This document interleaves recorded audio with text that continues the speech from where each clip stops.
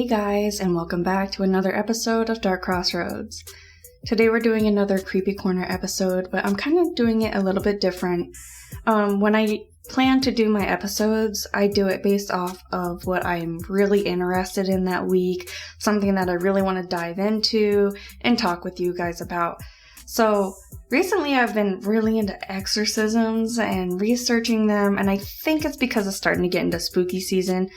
For me personally, after July 4th, it's Halloween from then until Thanksgiving. But anyway, I've been watching the scary movies, decorating, and whatnot. So I don't have any stories that have been written to me about exorcisms. So what I'm going to do is kind of go on like a Reddit forum and read a bunch of short stories about real life exorcisms and the outcomes of them. And then on future episodes, I'm going to deep dive into these stories. So with that said, let's just jump right in.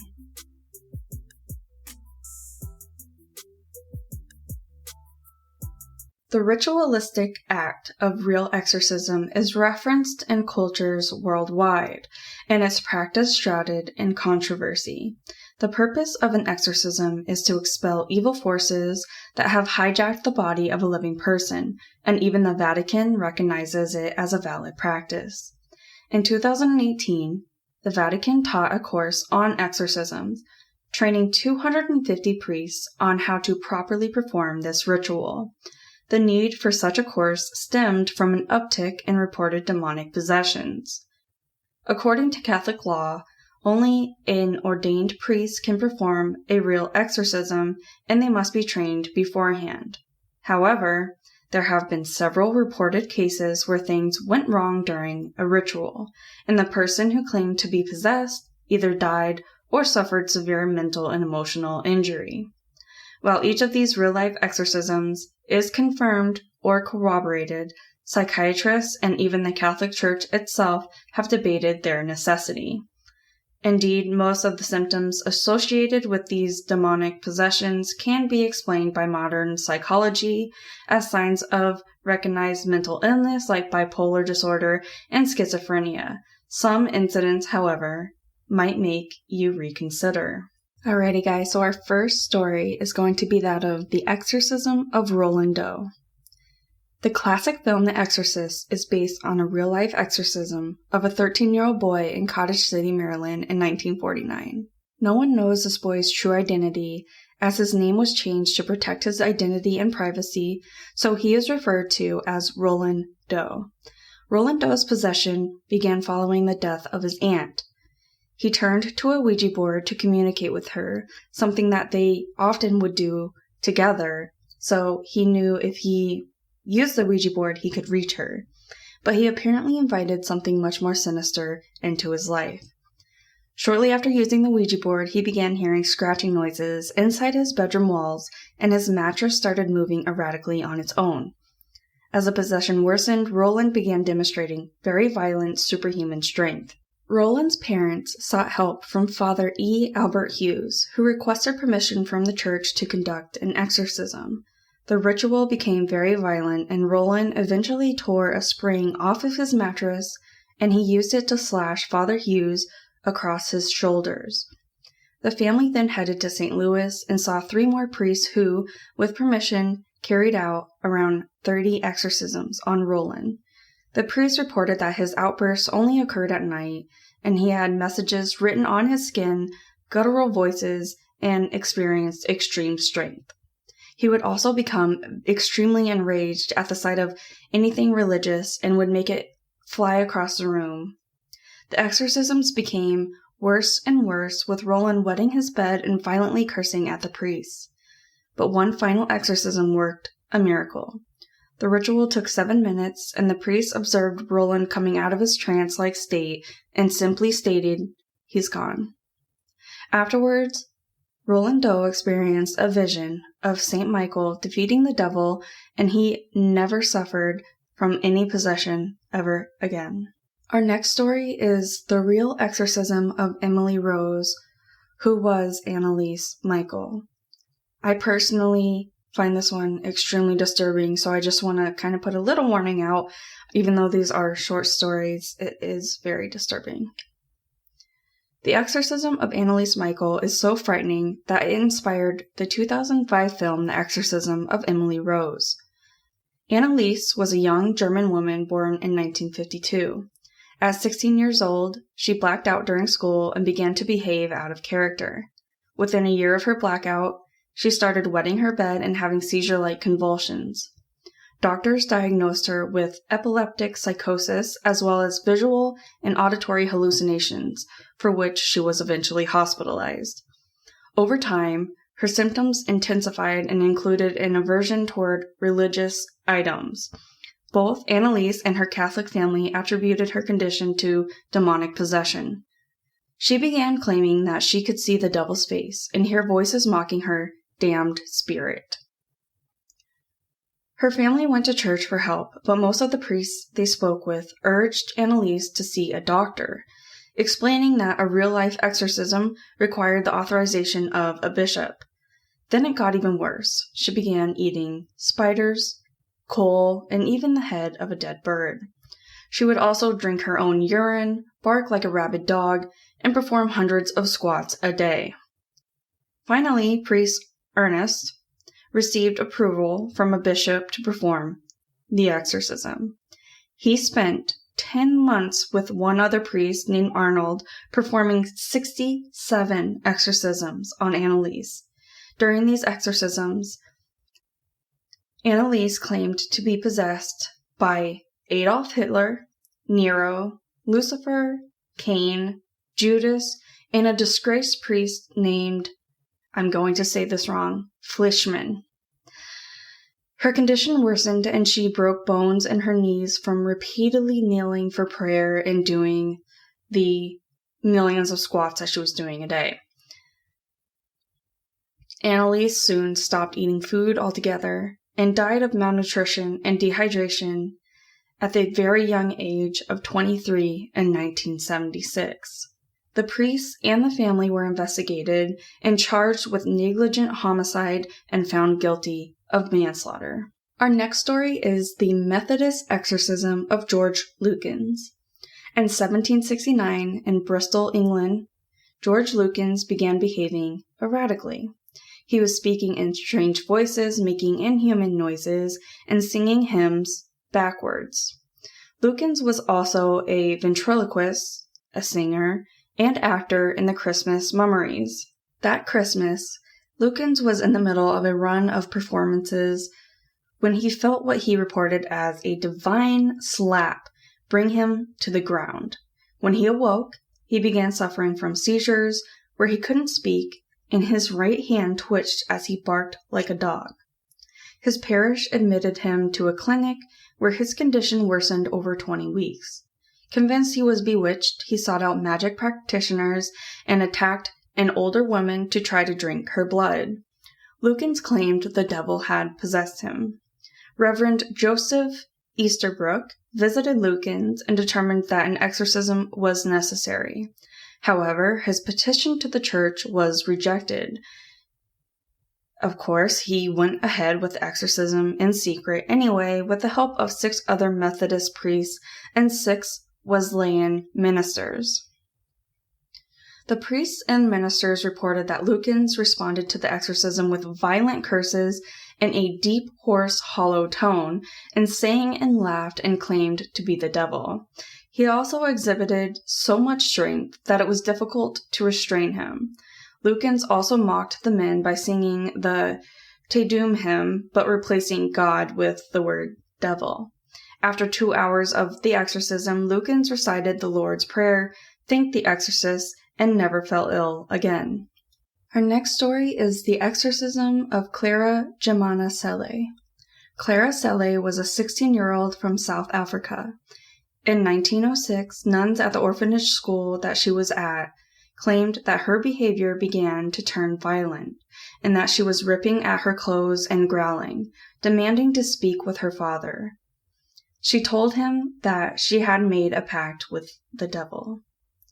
The nuns claimed her skin would burn when they poured holy water on it. that religious items would make her convulse, that she suddenly seemed to have the strength of an adult and could apparently speak various foreign languages that she had never learned before. Father Horner and Reverend Mansueti were granted permission to conduct an exorcism, which lasted 2 full days. They said that Selle had attempted to strangle one of the priests and knocked a Bible out of his hand, as well as bit one of the women trying to help her. After 2 days, the demon finally left Selle's body and caused her to levitate. According to accounts, 170 people were present to witness her possession and her exorcism. Our next story is that of Dr. Richard Gallagher and Julia. If you thought all exorcisms were a thing of the past, think again. In 2008, board-certified psychiatrist and teacher at Columbia University and New York Medical College, Dr. Richard Gallagher declared that his patient Julia was possessed. She was the self-proclaimed high priestess of a satanic cult, dressing in flowing black robes and black eyeshadow that went back to her temple. After feeling as if she was being attacked by a demon, Julia reached out to the local priest who reached out to Dr. Gallagher to put her through psychiatric treatment. However, Dr. Gallagher ruled out mental illness after seeing Julia speak in tongues, sharing details about his life that she would not have known, entering trance-like states, and making items flying off the shelves in his office. When he met Julia, she immediately began to point out the secret weaknesses of everybody in the room. She also knew that his mother had passed away from ovarian cancer. Julia went through 8 exorcisms, during which she spewed threats, levitated, exhibited super strength, and changed the temperature of the room. She taunted Dr. Gallagher's team of priests and nurses in voices that didn't belong to her and began to make guttural, animalistic noises. According to Dr. Gallagher, he and his team of exorcists weren't able to fully help Julia because she called off the exorcism, saying that she enjoyed the power she received when she was channeled the demonic entity possessing her body. After calling off the exorcism, he said he only heard from Julia one more time, and that she was dying of cancer. Our next story is the case of Michael Taylor.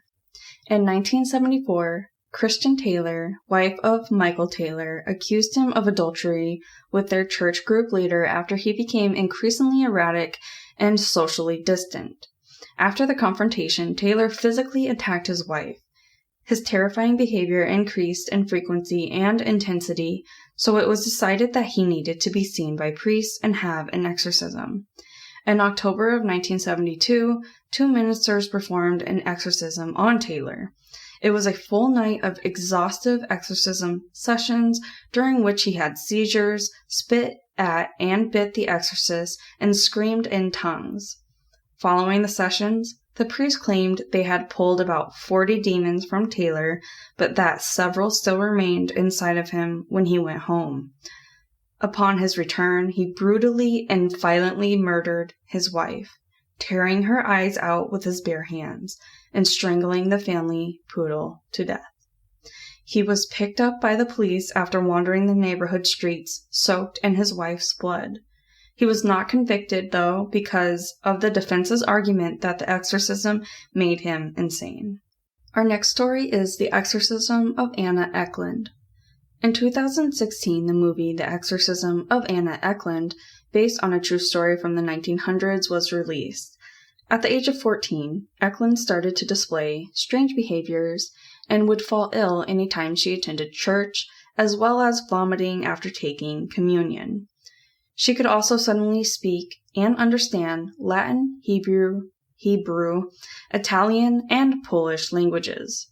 Eklund's family sought help from their local church, where they met Father Reisinger, an expert in exorcisms. Father Reisinger noticed how Eklund reacted violently to holy water, prayer, and religious items. To confirm the possession, Father Reisinger sprayed her with fake holy water in which she did not react. In 1912, when Eklund was 30 years old, Father Reisinger performed an exorcism on her. She returned to her normal self and was said to be free of demonic possessions. However, over the next few years, she claimed that she was being tormented by her dead father and her aunt's spirit. In 1928, she sought the help of Father Reisinger again. He recruited Father Joseph Steiger to help perform the exorcism at his parish in Iowa, which was secret and very secluded. During the exorcism, Eklund dislodged herself from the bed, floated in the air, and landed above the room's door as she howled loudly. She also defecated and vomited very violently, screamed, hissed, and her skin burned and sizzled when holy water touched it. It was also reported that her face twisted, her eyes and lips swelled, and her stomach became hard. During the exorcism, the demons in Eklund threatened Steiger, and he crashed his car into the railing of a bridge the very next day. The third and last session of her exorcism was when the demons freed her. Eklund recalled having visions of brutal battles between spirits during the exorcisms. After the 3 sessions, she was extremely weak and malnourished. She went on to live a quiet life and died in 1941. Our next story is The Exorcism of Arne Johnson. Like Annalise Michael and Roland Doe, Arne was a typical teenager with no signs of mental illness or criminal history when things took a turn. On February 16, 1981, the 19-year-old resident of Brookfield, Connecticut, stabbed his landlord, Alan Bono, to death and claimed that the devil made him do it. Police arrived at the scene to find Bono stabbed in the stomach and chest with a 5-inch pocket knife and arrested Johnson within the hour. Their report stated that the 2 men had been fighting over Arne Johnson's fiancée, Debbie Glatzel. However, the infamous paranormal investigators, who we all know, Ed and Lorraine Warren, claimed otherwise. The Warrens had been hired by Debbie Glatzel's family months earlier when the night terrors of Debbie's younger brother David evolved into something more disturbing. David had described seeing an old man with a white beard during the day and a man with big black eyes, a thin face with animal features and jagged teeth at night. He had begun kicking, biting, spitting, and cursing at his parents. David appeared to be getting strangled by an unseen presence and experienced seizures. While psychiatrists diagnosed him with a learning disability, the Warrens concluded he had been possessed by a demon, whom Johnson began frequently taunting. Then, priests conducted 3 real-life exorcisms that reportedly led David to levitate and predict that Johnson would murder Bono. Johnson had screamed at the demonic voice to possess him instead and leave the child alone. According to his defense lawyer, the demon did just that. It was the first time not guilty by reason of demonic possession was used in a courtroom, though the judge rejected it as a plea. Skeptics felt that the Warrens were hucksters, as proof of any priests involved in the exorcisms never surfaced, although the Diocese of Bridgeport did confirm they'd been ordered to keep quiet. Debbie's other brother, Carl, joined the chorus of Warren skeptics and claimed they took advantage of David's mental health issues. Meanwhile, Debbie remains convinced. She said the devil accepted Johnson's challenge and led him to kill. In the end, Arne Cheyenne Johnson served 5 years of his 20-year sentence, and he and Debbie are now married. In 2021, the saga was made into the 8th installment of the Conjuring franchise, The Conjuring, The Devil Made Me Do It. Alrighty, so our next story is Juanita Gomez's crucifix murder. Geneva Gomez was 33 years old when her mother, Juanita Martinez Gomez, stabbed her to death in August of 2016 in an especially gruesome murder. Juanita claimed that she needed to perform a real-life exorcism on Geneva, and in doing so, she used a crucifix to stab her daughter until her face was no longer recognizable, and then shoved it down her throat. On August 27, 2016, Geneva's boyfriend, Francisco, arrived at her mother's house in Oklahoma City. There, Geneva was lying, beaten and bloodied on the floor with her arms spread out in the shape of the cross. On top of her chest was a large wooden crucifix. He later told police that Juanita was standing in the room rambling about the devil.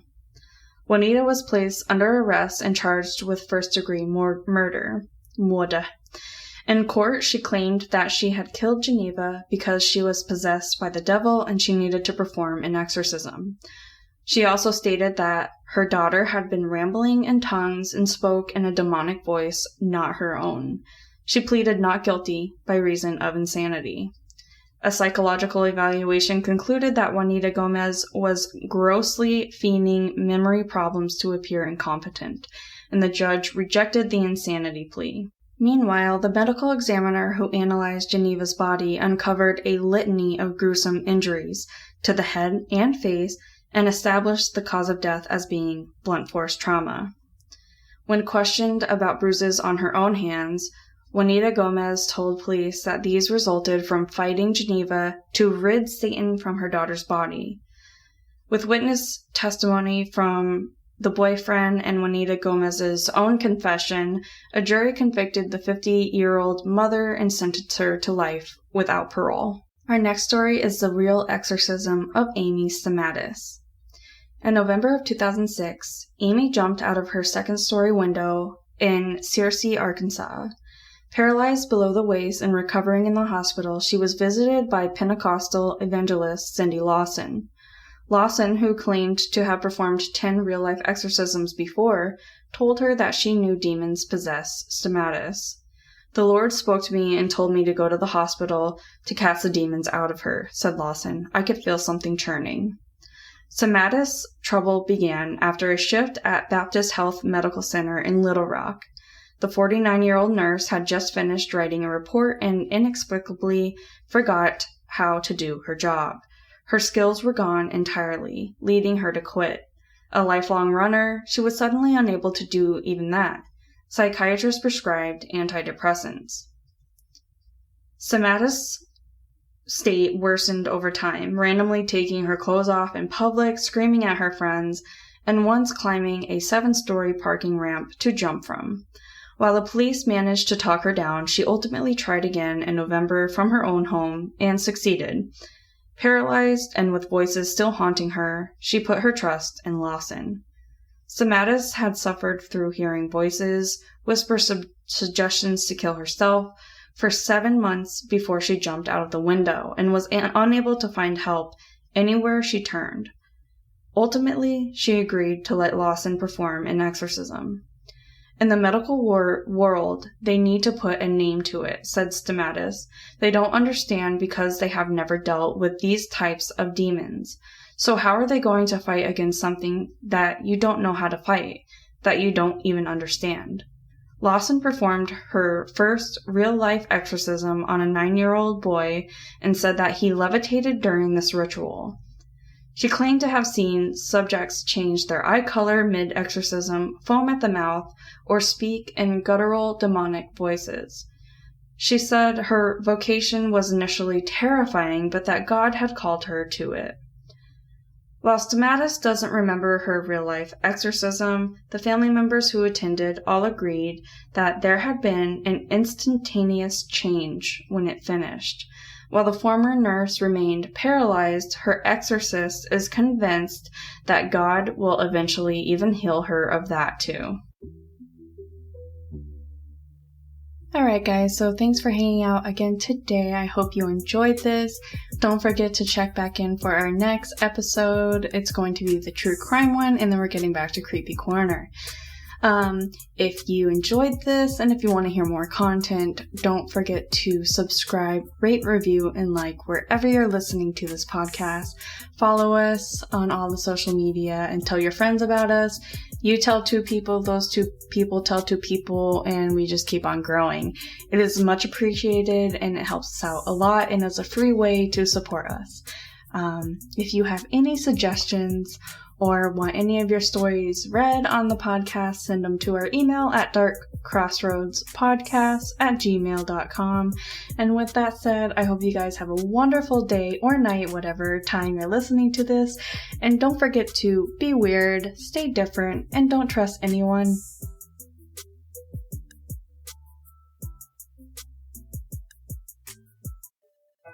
Dark Crossroads Podcast is brought to you by Problem Wildlife.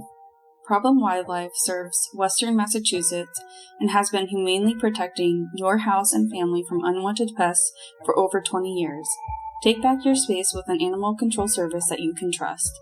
They are family-owned, fully licensed, and are knowledgeable and dependable. To find out more about their services, simply visit their website at www.problemwildliferemoval.com. Again, that's www.problemwildliferemoval.com. And the website will also be included in our show notes.